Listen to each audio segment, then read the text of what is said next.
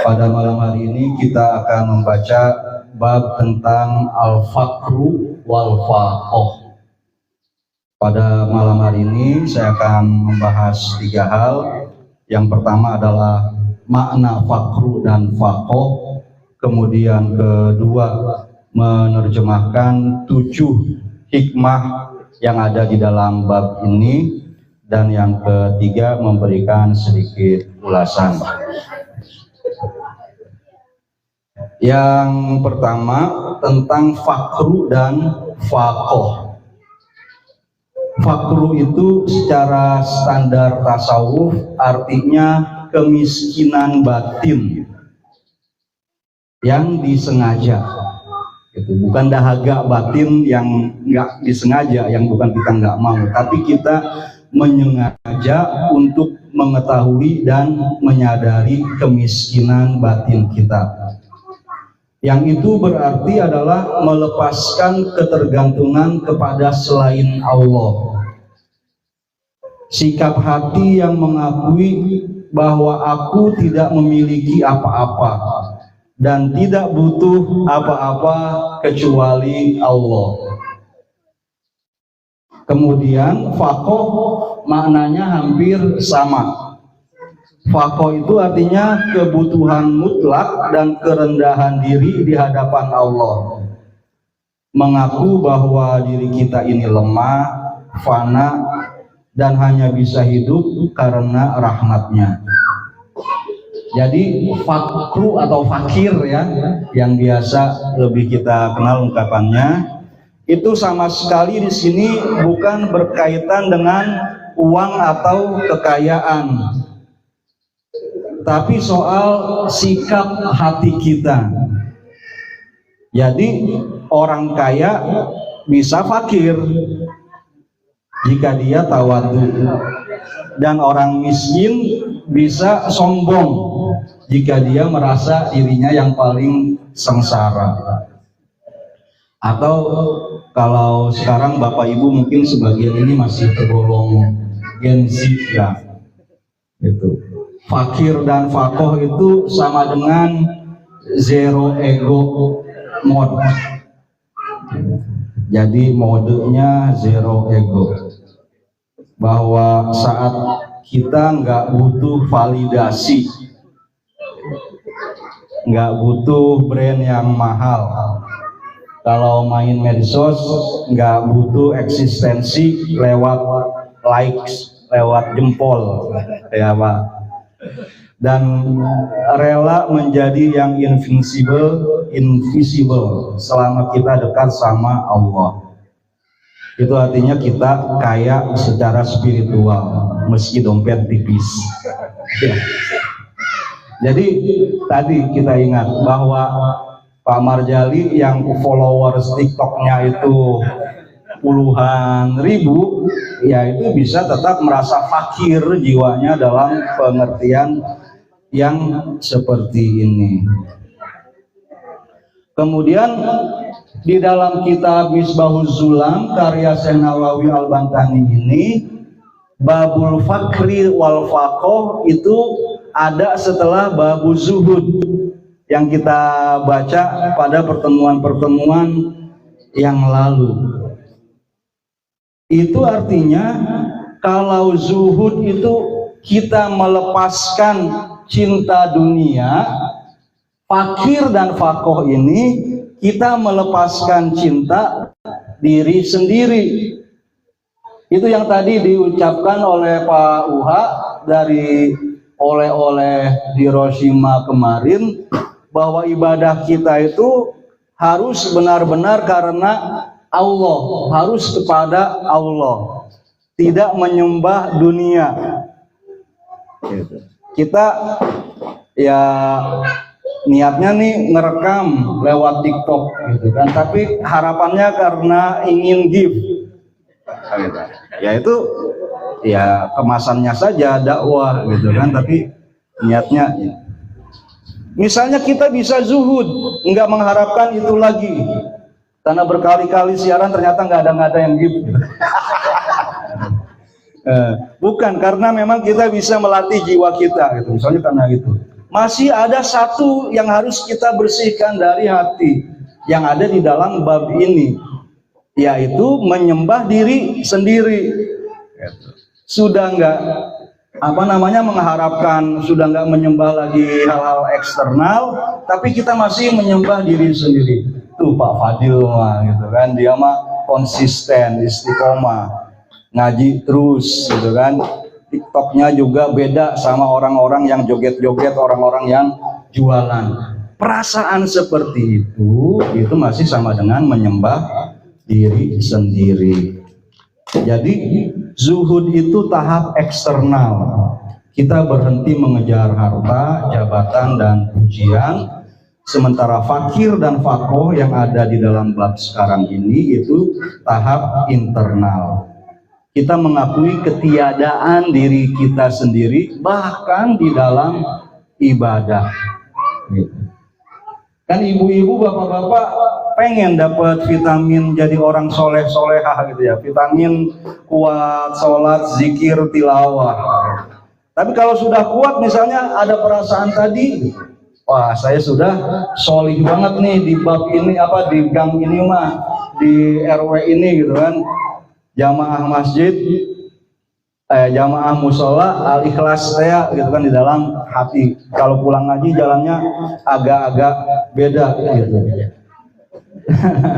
Nah itu walaupun penyebabnya ibadah, harus dihilangkan dari hati kita. Jadi kalau pakai logika hermeneutisnya itu, bisa zuhud dari dunia itu sudah bagus sekali, sudah melalui perjuangan yang berat, tapi kita harus tetap waspada karena kita masih bisa sombong oleh perasaan aku sudah zuhud. Nah, cara waspadanya, cara melatih dirinya itu adalah dengan merasa fakir. Di sini fakirnya bukan fakir yang negatif. Oleh karena itu, kalau dalam khutbah Jumat, dalam ceramah, kadang kita bertemu dengan khotib, dengan penceramah yang mengatakan al-fakir, gitu. Ya, datangnya dia pakai al-fard, nggak apa-apa. Karena yang disebut al-fakir adalah dia sudah nggak melihat keistimewaan dirinya dalam segala kesalihan kebaikan yang dia lakukan. Dia sudah benar-benar menginternalisasi la haula wala quwata illa billah. Dalam sholat itu, dalam salah satu mazhab, saat kita sujud atau tasyahud, lantas kita mau berdiri, itu ada bacaannya. Bihaulillah wa quwwatihi akumu wa aqud. Ini jarang diketahui. Dengan kekuatan dan dengan dayanya Allah lah aku bisa berdiri dan aku bisa duduk. Memangnya kalau kita sujud, kita berdiri untuk baca rakaat berikutnya karena kekuatan kita, karena tenaga kita. Bukan, tapi karena haulillah wa quwwati. Seperti itu. Jadi dengan fakir kita benar-benar bisa mematangkan kezuhudan kita. Tidak hanya meninggalkan dunia, tapi juga meninggalkan rasa kepemilikan terhadap ibadah kita. Yang kedua, Bapak Ibu yang dirahmati Allah, saya akan membacakan terjemah 7 hikmah yang ada di dalam bab ini. Yang pertama adalah wurudul faqat a'yadul muridin. Datangnya rasa kebutuhan, faqah tadi. Datangnya kebutuhan baik di sini dalam hal yang fisik ya, berupa bencana, rasa sakit atau apa sajalah. Itu adalah hari raya Id bagi para penuntut jalan spiritual. Kita ini semuanya sudah menjadi pesuluk, sebutannya salih, orang yang berusaha kembali kepada Allah tidak secara alamiah. Kalau kembali kepada Allah secara alamiah itu ya is dead, gitu ya. Semuanya bakal mengalami, mau dia mengakui ada Allah atau enggak pasti bukan urusan. Yang penting adalah kembali kepada Allah secara pilihan, secara kehendak kita. Gitu. Nah, bagi kita yang ingin seperti itu, maka harus menyikapi bencana dan sakit ini sebagai hari raya. Memang ini harus hati-hati gitu ya dipahaminya. Saya pernah gitu ya kurang hati-hati menyampaikan kepada orang yang bikin status bahwa dia baru harus takziah gitu.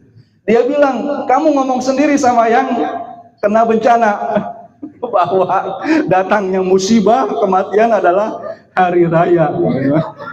Salah paham gitu kan. Nah, yang dimaksud bahwa datangnya kebutuhan, penyakit, musibah, bencana dan sebagainya sebagai hari raya bagi seorang salik itu adalah bahwa saat kita merasa lemah, merasa butuh, tidak lagi kuat mengatasi masalah, memenuhi kebutuhan kita sendiri, kita butuh kepada Allah Subhanahu wa Ta'ala.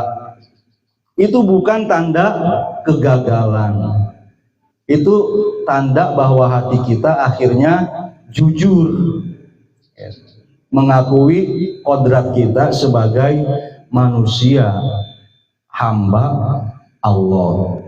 Dan kejujuran itu penting karena jangankan di jalan spiritual ya, kalau kita sakit nggak ngaku sakit juga nggak mau datang ke dokter gitu kan, pegel-pegel, meriang-meriang nggak ngaku, dilawan kan, nggak datang ke tukang urut, tukang kerok gitu. Tapi kalau kita ngaku mah kita cari obatnya.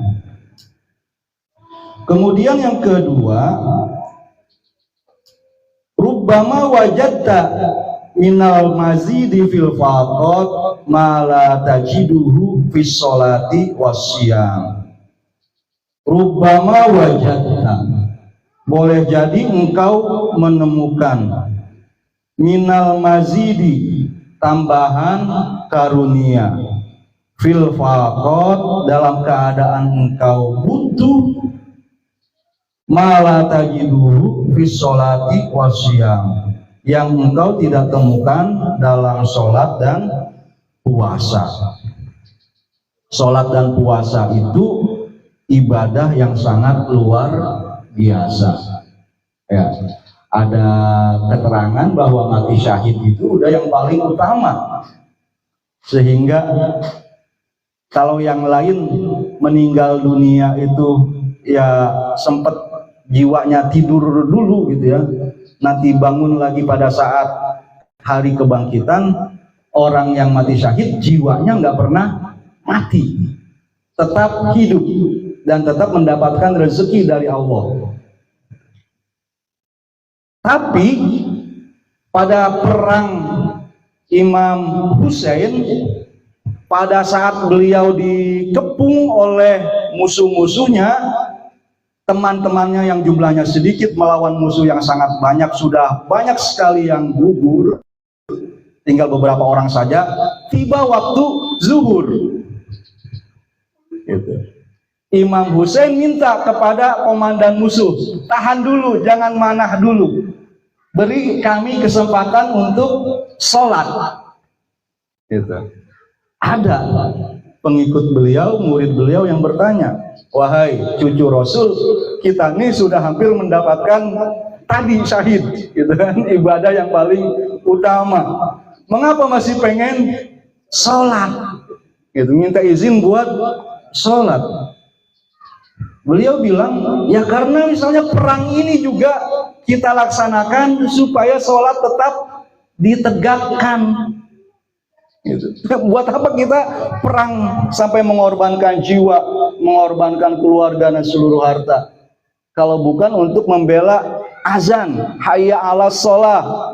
Gitu. Nah, sekarang udah zuhur tibanya, hayya ala sholah, hayya alal falah, hayya ala khairil amal. Sholat itu disebutnya khairil amal, amalan yang paling baik. Dulu dalam azan ada bacaan itu. Kemudian pada saat jihad sangat diperlukan, Umar bin Al-Khattab punya ijtihad, jangan-jangan nanti orang-orang salah paham. Kalau dalam sholatnya tetap ada khairil amal, mereka nggak mau berangkat perang. Ya sudah, khairil amalnya ada di dalam sholat, kita kerjain aja sholat. Jadi ada keseimbangan di situ.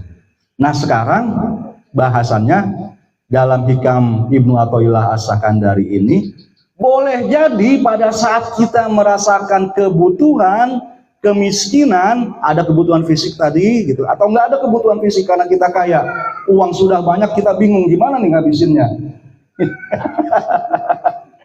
Gitu, capek saya, stres saya ngitungin duit gitu kan, banyak banget kebutuhannya nggak ada. Iya gitu. Misalnya kayak begitu, tapi dia tetap merasakan kebutuhan di hadapan Allah. Nah, kita bisa mendapatkan al-mazid minal mawahib. Pada kondisi itu kita dapati tambahan karunia ya dari Allah yang tidak kita dapati, mala tajiduhu fis sholati wasyam. Mengapa? Karena pada saat kita merasa nggak punya apa-apa, maka disitulah sebenarnya Allah sedang menyentuh kita secara langsung, tanpa ritual, tanpa perantara. Ritual kan perantara, wasilah kita supaya kita bisa berdialog dengan Allah. Hiroshima kemarin seperti itu. Umroh haji juga seperti itu. Buat apa kita datang ke Masjid Haram, Masjid Nabawi? Besok haji mengunjungi Muzdalifah, Mina dan Arafah yang di sana kita desak-desakan gitu. Itu wasilah supaya kita bisa merasakan sentuhan dari Allah. Nah, dalam perasaan fakir ini kita disentuh oleh Allah Subhanahu wa taala secara langsung. Mengapa? Karena Allah itu suka sama orang yang jujur, bukan orang yang sempurna. Gitu. Orang yang nggak jujur ya kayak tadi, tetap menolak, tetap menafikan dirinya punya kebutuhan kepada Allah. Saya masih punya tenaga, saya masih punya kepintaran.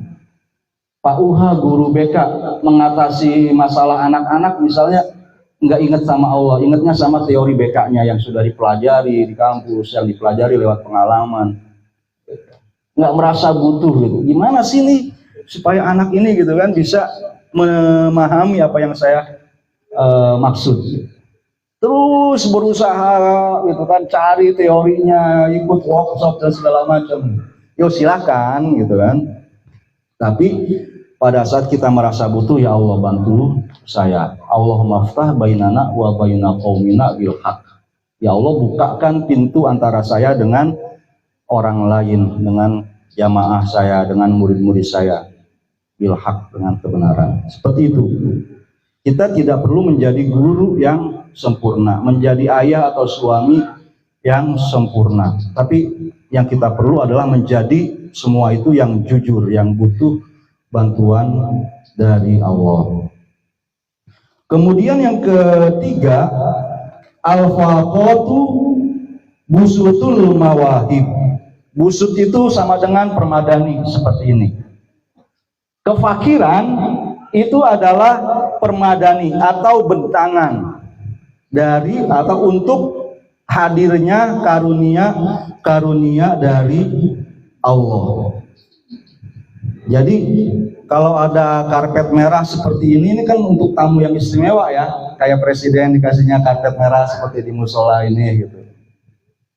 Nah, fakoh atau kebutuhan itu adalah karpet merah yang dibentangkan oleh Allah Subhanahu wa taala buat hati kita. Saat kita benar-benar rendah, nadir gitu. Udah nggak ada yang lebih rendah lagi. Maka Allah Subhanahu wa taala akan datang dengan tangan terbuka. Sekali lagi ini perlu hati-hati ya. waktu Palestina dulu saya pernah mengatakan bahwa orang Palestina bisa jadi mandang orang Indonesia kasihan, bukan orang Indonesia yang selalu kasihan sama orang Palestina. Sekarang sama, Aceh juga. Hati-hati sekali lagi, saya khawatir banget. Orang kita merasa kasihan orang-orang di Sumatera dan Sumatera dan Aceh, sama juga, Aceh Sumatera juga. Tapi boleh jadi sebaliknya. Karena mengapa? Sampai sekarang ya, di Palestina masih tetap Israel melakukan genosida. Nggak ada gencatan-gencatan senjata itu. Dengan kondisi seperti itu, syahid tadi menjadi sangat mudah bagi mereka. Keluar aja nyari nasi uduk, yang ketemu bukan penjual nasi uduk gitu kan. Dihadap Israel yang nembak mereka, syahid. Kasihan dia sama orang Indonesia. Nyari uduk di Indonesia ketemu nasi uduk. Nyari kupat sayur ya ketemu kupat sayur. Bahkan kadang-kadang nggak perlu nyari, tinggal berdiri aja depan rumah, ada yang keliling bubur ayam gitu ya. Masih panjang gitu kan perjalanannya untuk sampai kepada Allah. Iya, kalau misalnya perjalanannya terus di Sirotol Mustaqim itu gitu kan. Ya sama, orang yang bencana juga dalam perspektif ini bisa merasa demikian. Jadi kalau kita mau dapat karunia dari Allah, maka perbaikilah fakir kita.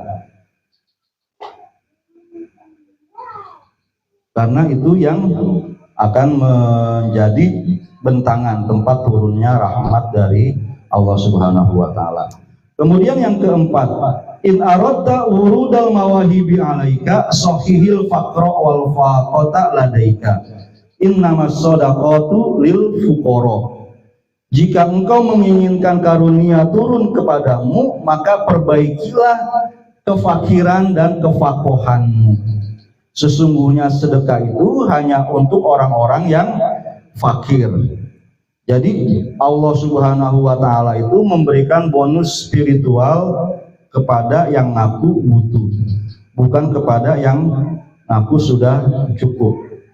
Jadi saya pernah ngobrol ke teman saya itu, Mas Ade gitu ya, bahwa ustadz itu tantangannya lebih berat karena dia dari kecil sudah ngerasa gue ngaji gitu kan, emak bapak gue juga kiai gitu kan, di pesantrenin gitu. Baca Quran gua ngerti nih, imam baca apaan aja juga tahu artinya. Tadi baca berjanji gitu kan, kalau mau khusyuk ya begitu perasaan ustadz, dia merasa dirinya butuh.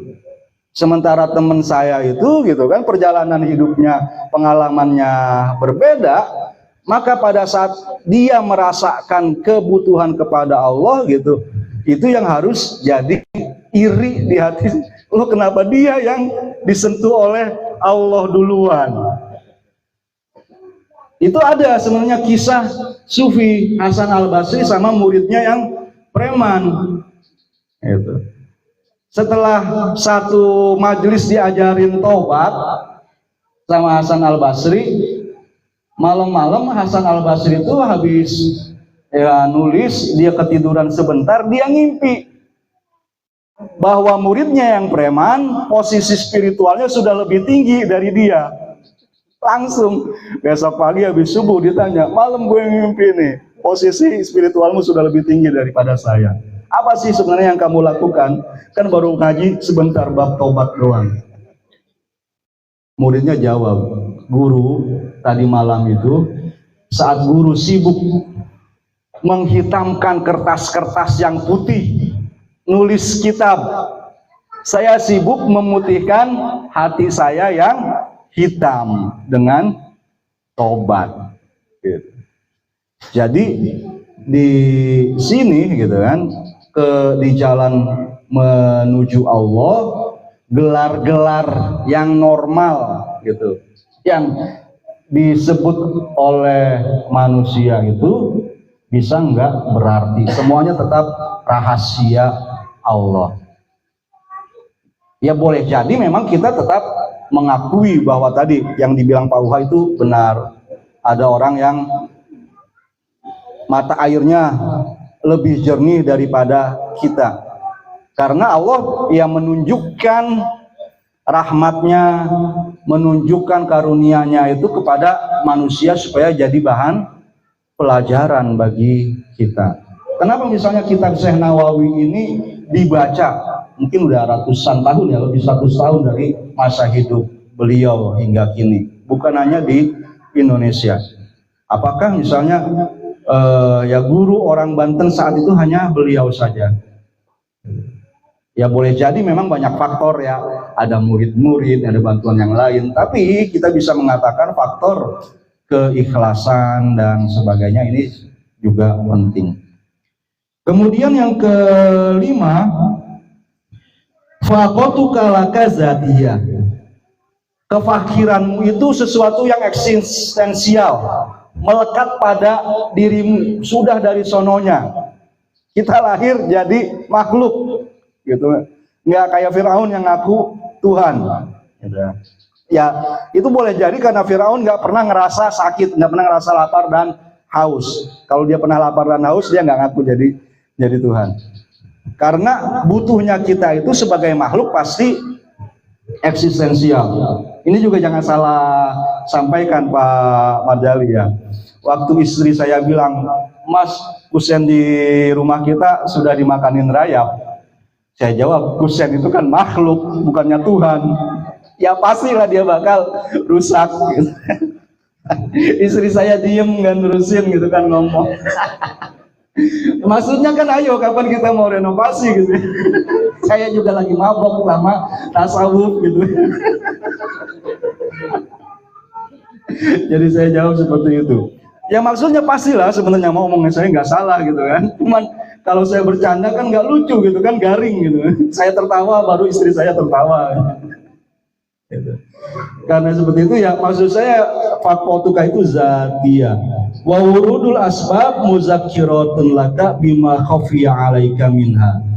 Datangnya sebab-sebab berupa adanya ujian dan nikmat, ya bisa berupa ujian atau nikmat tuh yang menimpa kepada diri kita. Itu doang dua. Kalau nggak ujian ya nikmat. Itu hanyalah pengingat atas apa yang tersembunyi yang kita lupakan tentang hakikat kefakiran kita.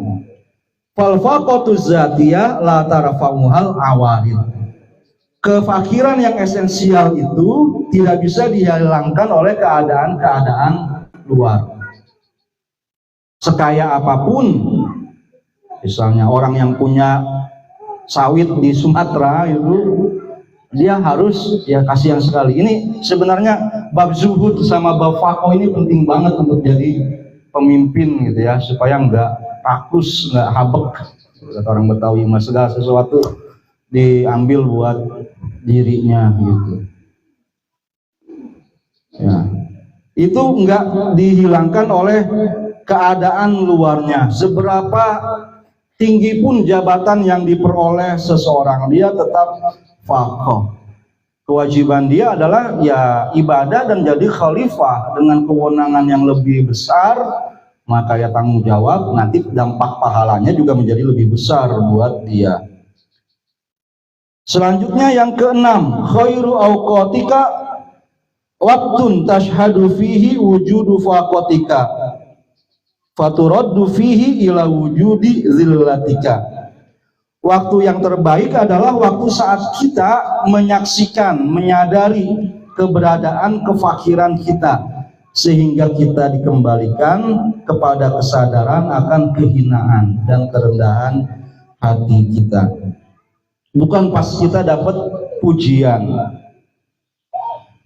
pas kita menangis sendirian, ngerasa lemah, ngerasa nggak cukup.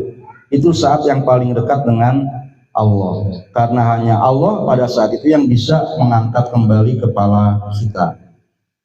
Yang terakhir, hikmah yang ketujuh, la tamuddanna yadaka ilal akhzi minal khalqi.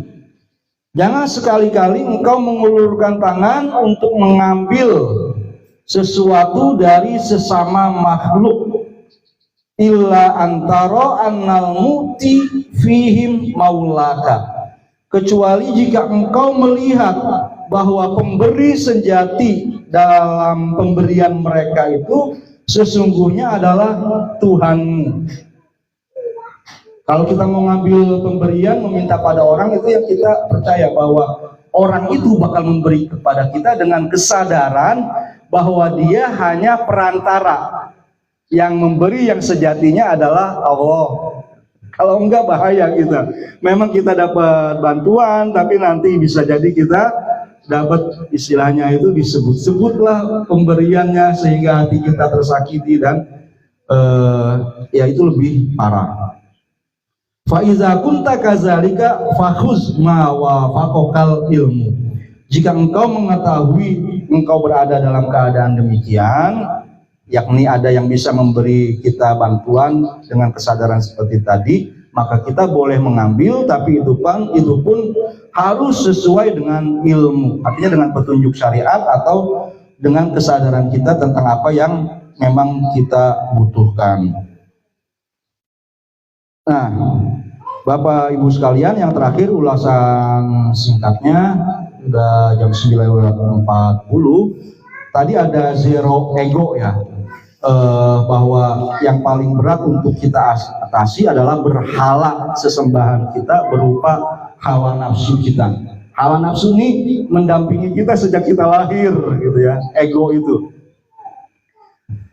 Kadang-kadang kita ngerasa kalau kita pergi ke kemarin ke Pabuaran sampai pada Rincang enggak, itu jalanan ramai semua, jangan-jangan orang pada mau ke Anyer semuanya nih gitu. Padahal mah ya belum tentu gitu kan. Padahal karena kita pikirannya sedang seperti itu gitu. Sama seperti kalau kita lagi kepengen misalnya mobil Yaris hitam misalnya gitu kan, di jalanan banyak Yaris hitam yang lewat kelihatan sama kita.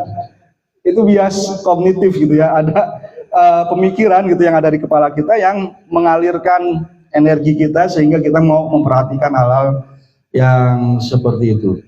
Sehingga ya kita kenal banget sama hawa nafsu atau sama ego kita, dan akhirnya dia yang menjadi sembahan utama. Di sini kita disuruh menihilkan, menzerokan ego itu, tapi bukan berarti menghilangkan diri sehingga misalnya nggak punya lagi rasa giro, rasa cemburu terhadap kepemilikan kita, kebenaran yang harus dikerjakan, misalnya disiplin di dalam keluarga buat anak-anak dan sebagainya.